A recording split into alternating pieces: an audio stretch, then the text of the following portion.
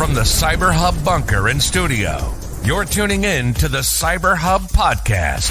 And now for your host and CISO, James Azar. Top of the morning, security gang. Welcome to another episode of the CyberHub Podcast. Monday, September 16th, 2024. A packed show for all y'all today. So let's get right into it because there's a lot to talk about. But before we do that, if you haven't subscribed to the show, please make sure to do so right now and follow us on your favorite podcast listening platform. Join me for our coffee cup cheers this morning. I've got my double espresso. Hopefully it'll power me through the entire show because this weekend's been uneasy on my stomach, right? Like I've had one of those weekends where I've just laid in bed and I haven't had an espresso for like 48 hours. So I hope this helps. Coffee cup cheers, y'all. All right. As uneasy as my stomach has been, the news on Thursday, Fortinet confirming that they suffered a data breach impacting customers after an attacker leaked files allegedly belonging to the company. The attacker used the online moniker 40bitch, I know this is a family-friendly show, made the announcement on a popular hacking forum, claimed that he stole over 440 gigabytes worth of data coming from their Azure SharePoint instance. The threat actor indicated the decision to make the data available was because Fortinet refused to pay a ransom, aka be extorted, for the data. They also shared information for accessing an AWS S3 bucket that allegedly stores the data. Security Week has not attempted to access it. Several users complained of not being able to gain access to the files, likely because Fortinet patched it up when the person announced it, and so it became moot altogether. The cybersecurity company has said today there's no indication that this incident is the result of malicious activity.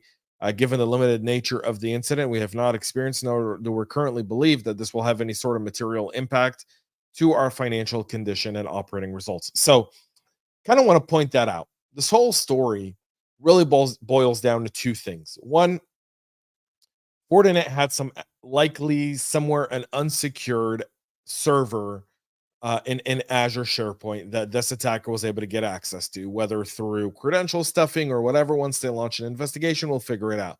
The second thing is the complete change of publicly traded companies in their statements when they're disclosing these breaches. And that is that now there's the SEC language. We don't expect to see material breach. And if you're a practitioner, this is significant because if there is material breach, you're required to report it and you're required to let your investors and shareholders know. If there isn't, then you don't. But then at the same time, 4 days in, you don't really know, right? You don't really know the material impact of a breach until you've gone through a full forensic investigation. You've kind of dealt with customer inquiries. You've dealt with partner inquiries. So very, very early on. But nonetheless, those statements are now starting to become a trend, something to keep in mind here. Forti said that they have launched their own investigation and they've notified law enforcement, but so far it's been really, really quiet. So the Port of Seattle, also known as SeaTac, was a victim of a ransomware attack that really caused days-long outages. I remember talking about it on the show multiple times. Well, now we know that there was data compromise. So on Friday, the port announced that it had restored most of the affected systems within a week after the attack, while it secured the impacted system and found no evidence of additional malicious activity. Enterprise applications to business functions like accounts payable, contract management, and all of that was restored, and they had some workarounds for all of that, although lines were really, really slow at the airport. The investigation of what data the actor took is still ongoing, but it does appear that some port data was obtained by the threat actor at some point. Now, they don't know what that is yet. And that could, again, I love this because this is the difference between early on what they said to what's really happening as they kind of go on through their investigation and recovery. Here's the complete differences between kind of like the Fortinet statement a minute ago, 4 days in. We don't think there's any material breach. 2, Seattle a month later going like, we know they took data. We don't know yet all the data they took. We know that some data was exfiltrated. We're working on identifying what that data was. That goes into data management, right? And it just shows you the challenge that exists in managing the trove of data organization store and keeping good inventory of that data. And additionally, how accessible that inventory is in the event you have to take your systems offline. In an incident response plan, in a recovery and restore scenario, you really kind of want to have good data inventory of at least your critical and mission IP critical data. You kind of want to have that and know where it's at and where it sits and behind what kind of links it has, because it helps you kind of understand, all right, is it critical data? If it's critical data, then we know the material impact of this specific incident. And if it's not, then we don't. And then this may not be as bad. And you're able to really keep management and leadership informed as a CISO, as a security team coordinating this thing forward. So there's that there, the folks over at Seattle working hard to recover. A Tennessee school district falls for a business email compromise, losing $3.4 million to a fake curriculum vendor. The school district in the northeast corner of the great state of Tennessee lost more than $3 million when a finance director of the Johnson County Board of Education, who only has about 4,500 students, received an email from someone they thought was a representative of Pearson that provided online courses and other materials for digital learning. The sender was using a Pearson.quest rather than a .com email, and they had changed the banking information. And in April, they had wired $3.36 million to a Wells Fargo bank account. The money came from the Tennessee Investment and Student Achievement Budget, a state program to help fund public schools. Nearly 2 weeks later, they were notified about the potential fraudulent activity. By that point, the wires had already been moved into a web of other accounts. A special agent for the U.S. Secret Service tracked the funds, identified a 76-year-old Texan, John Crossan, as the owner of the recipient account. When interviewed, Crossan admitted to opening the accounts and receiving the wires, but insisted he did so on behalf of his fiancée, who he had seen in person a couple of times before she told him she had to go overseas to take care of unfinished business for her father. So understand the intricacy of this decentralized cybercrime that we deal with, right? Because law enforcement hasn't updated their tactics. They're still as useless as they've been in a really, really long time. So this John Crossan, the 76-year-old Texan, is likely a victim of romance scam, meaning someone overseas probably chatted with him online. He thinks he's in a relationship. He might be even paying that person and giving him money. He opened a bunch of bank accounts for that person. That person then disappeared and went back overseas. And he's essentially acting as the money mule and money launderer for the scheme. And again, they're prying on our most vulnerable, our elderly, people over the age of 60. They scam them for money, but then they use them as money mules as well. And all of those things, folks, they come into awareness. They come into the idea that there is stuff that we can do as a population to really drive impact forth, but we're just not doing enough. All right, let's speed through. We're only almost 10 minutes in here. We haven't gotten to some of the greater stories here. The in-the-wild exploitation of the Ivanti cloud service appliance vulnerability tracked as CVE 2024-81900 started just days after the vendor announced the patches, so they disclosed it on September 10th. There's already an in-the-wild exploitation. If you haven't patched it, you want to make sure you do. Again, Ivanti always a prime target simply because of who their customer base is. The moment they disclose it, is significantly, like, that risk just significantly increases. So CISO's added this CVE to its Kev catalog as well, and customers are urged to patch this as soon as humanly possible. SolarWinds have announced patches for 2 vulnerabilities in its Active Directory and Azure AD user provisioning tool Access Rights Manager, including a critical severity bug. That bug, CVE 2024-28991, has a CVSS score of 9.0. It would allow remote attackers to execute arbitrary code on the affected system. And if exploited, the attacker would have to be an authenticated user to abuse the service, meaning it's a high complexity attack, not a no complexity attack. But it's not hard to be an authenticated user when identity is the new perimeter. A ZDI advisory reveals that this is a deserialization of untrusted data flaw that exists because user supply data is not properly validated. The zero trust, the 0-day initiative by Trend Micro actually gave the issue a 9.9er, saying it's actually far more serious than SolarWinds leads to believe. Both vulnerabilities were resolved with the new update 2024.3.1. You want to make sure you're there as well. If you haven't subscribed to our Substack, please make sure to do so right now. jamesazar.substack.com. You can subscribe there and follow us on your favorite podcast listening platform.